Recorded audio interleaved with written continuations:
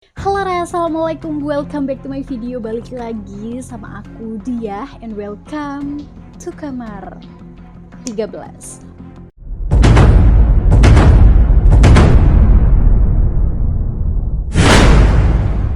Bisa memahami nggak?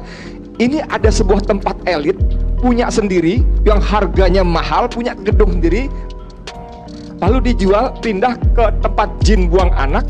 Kalau pasarnya kuntilanak genderuwo, ngapain kau bangun di sana? Sampai tinggal di mana Om Azam?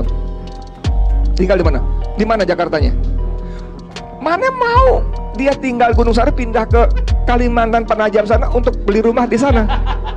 Gua mau jadi warga ibu kota baru, mana mau? Nah, dari pernyataan pedesnya Edi Mulyadi ini, Rek, ternyata masyarakat Kalimantan ini sangat amat marah. Ya jelas dong, mereka nggak terima ya daerahnya katanya dibilang tempat pembuangan jin, cuy. Khususnya suku Dayak.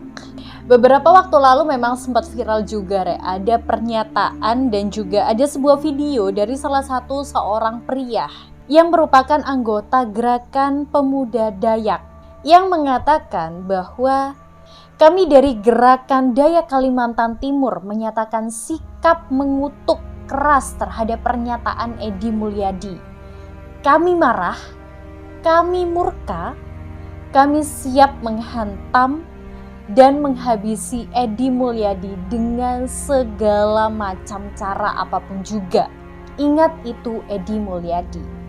Saya Panglima Tembak Bayar Titisan Pengaburung Kalimantan mengutuk keras sekaligus menentang saudara Edi Mulyadi supaya datang ke Kalimantan. Saya katakan kepada Edi Mulyadi, kamu mau menentang apa orang Kalimantan? Sama napas kamu, bukan disimpan dalam peti, bukan kau melekat. Sama dengan napas saya. Kamu mau ini, saya siap. Kamu mau ini, Edi Mulyadi, saya siap. Demi daya se-Kalimantan. Ada yang bilang juga katanya ini Kalimantan, pulau yang kaya raya, bukan tempat jin buang anak ataupun tempat genderuwo dan juga monyet-monyet. Monyet itu dilindungi oleh negara ya. Ingat, kami marah, kami murka, ini peringatan keras untuk Edi Mulyadi. Nah, selain gerakan orang-orang Dayak, Rek, ternyata pernyataan Edi Mulyadi ini juga memancing dari gerakan Tariu Borneo Bangkule Rajang yang disingkat sebagai TBBR atau biasa dikenal sama yang namanya, Rek, Pasukan Merah. Kami TBBR, Pasukan Merah DPC Kota Kalimantan, dengan ini menyatakan sikap terkait apa yang disampaikan oleh saudara Edi Mulyadi tentang Pulau Kalimantan yang katanya sebagai tempat pembuangan jin, dan itu sangat menyakiti dan juga menyinggung perasaan kami sebagai penduduk asli Kalimantan yang katanya juga berdomisili di Kalimantan. Dan dengan ini kami meminta kepada instansi terkait, baik itu dari Kapolda Kalimantan Timur dan juga Kapolri, supaya menindak tegas karena hal tersebut bersifat rasis dan menyinggung hati dan juga perasaan kami sebagai warga Kalimantan. Kami ada sekarang di Jakarta, kami akan jemput kamu. Kita jemput. Karena kamu sudah buat kegaduhan dan kekacauan.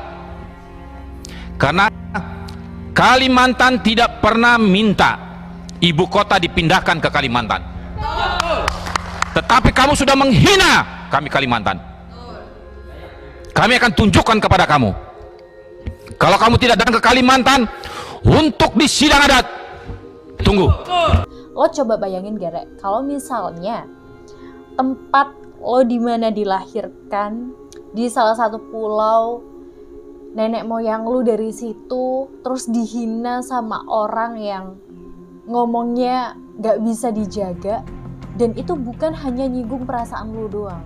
Pasti satu pulau, orang yang darah asli tanah kelahirannya Kalimantan marah sama hal yang dilakukan sama Edi Mulyadi. Pasti sakit hati dengar kata-kata Edi Mulyadi tuh.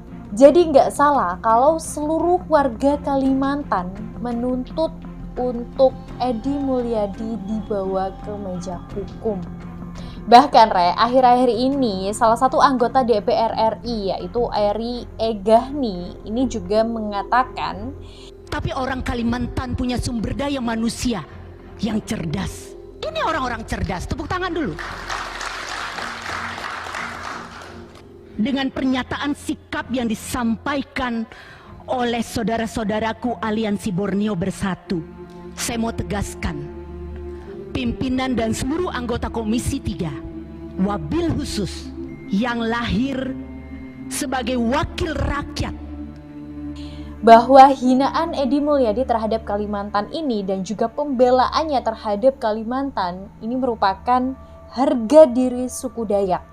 Bahkan katanya hukuman yang diberikan kepada Edy Mulyadi ini akan diberikan hukuman adat. Eri Egahni ini mengatakan katanya sebagai perwakilan dari warga Kalimantan, hidupnya memang berdampingan dengan para monyet-monyet. Tapi menurut beliau, meski hidup di kampung, tetapi banyak banget orang-orang cerdas yang lahir di Kalimantan. Juru bicara Aliansi Borneo Bersatu, yaitu Bapak Rahmat Nasution Hamka juga mengatakan dan juga menegaskan, Edy Mulyadi harus tetap mendapatkan hukuman adat selain dia juga mendapatkan hukum di kepolisian juga tetap berjalan. Jadi orang-orang Kalimantan itu tetap menuntut Edy Mulyadi untuk tetap mendapatkan hukuman adat. Bukan hanya hukuman di meja hijau, di proses persidangan aja dia juga mendapatkan hukum itu. Tetapi warga dan juga masyarakat Kalimantan menuntut untuk Edy Mulyadi tetap mendapatkan hukuman adat. Menurut warga Kalimantan sendiri, hukum adat ini harus tetap diberikan sama Edy Mulyadi. Karena apa? Ini sebagai bentuk Edy Mulyadi melakukan penebusan dosa terhadap apa yang dia lakukan dan juga penghinaan untuk masyarakat Kalimantan. Masyarakat Dayak Kalimantan Timur meminta kepada Presiden Republik Indonesia dan Polda Kaltim untuk memproses secara hukum positif dan menghadirkan Edy Mulyadi di tengah masyarakat adat Kalimantan Timur untuk diproses secara. Karena memang Edy Mulyadi ini sepintas ya, kata-katanya tuh nggak panjang, sedikit, tapi memang bilangnya tuh jelek banget. Dia menilai bahwa Kalimantan itu jauh dari kemajuan, tempat tinggal para monyet. Bahkan bisa dikatakan sebenarnya Edy Mulyadi itu ya gak seberapa luas pengetahuannya tentang Kalimantan. Sekarang Kalimantan itu adalah daerah yang sudah cukup maju. Nah, kalian tahu gak sih ternyata yang marah kepada Edy Mulyadi itu bukan cuman warga Kalimantan. Pada saat Edy Mulyadi itu ngomong ya tentang Kalimantan itu bla bla bla bla bla bla bla, jelek-jelekin Kalimantan di situ di depan awak media dengan mempergunakan ikat Sunda, orang-orang Sunda tuh juga marah. Intinya ya pernyataannya Edy Mulyadi kemarin itu sebenarnya memancing amarah dari warga adat. Bukan cuman warga adatnya Kalimantan aja, ternyata orang Sunda juga marah sama kelakuannya Edy Mulyadi. Bahkan Majelis Adat Sunda itu juga marah ya, karena memang beliau mengatakan, kami atas nama Majelis Adat Sunda merasa perlu menegur saudara Edy Mulyadi yang telah menggunakan atribut adat Sunda saat melukai hati saudara kami masyarakat adat Dayak. Bukan cuman sampai situ aja ternyata beliau juga mengatakan katanya saya selaku Agung dan juga Ketua Umum Dewan Karutuan Majelis Adat Sunda dan atas nama masyarakat adat Sunda ikut marah dan merasakan getar batin saudara-saudara kami yang ada di Kalimantan, khususnya masyarakat Dayak yang perasaan kolektifnya terciderai oleh pernyataan Edy Mulyadi dan juga kawan-kawan.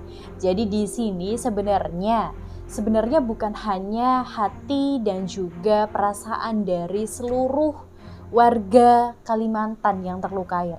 Bisa dikatakan seluruh masyarakat Indonesia kecewa dengan pernyataan yang dipaparkan oleh salah satu mantan anggota partai besar di Indonesia ini.